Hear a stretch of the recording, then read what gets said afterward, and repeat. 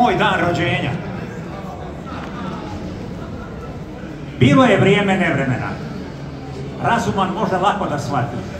U ratnom vihoru 43. rodila me je moja mati. Topli su dani, kaže, bili. Zagrtali se kuruzi na strani, s Munjinskog groblja pucaju ustaša, sad naše grede partizani.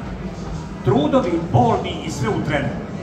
Uz mlaku vodu i malo platna, srpom i pupak prerazala, nježno gledajući dječaka rata.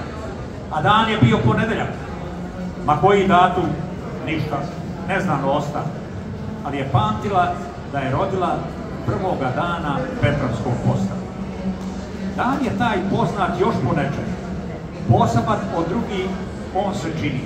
Prebogat sunčevim sjajem i najduži je u vodi. Odavno, drage majke, nema. U mirnom snu je na onom svijetu, a njen dječačić ratni gazi deceniju borbe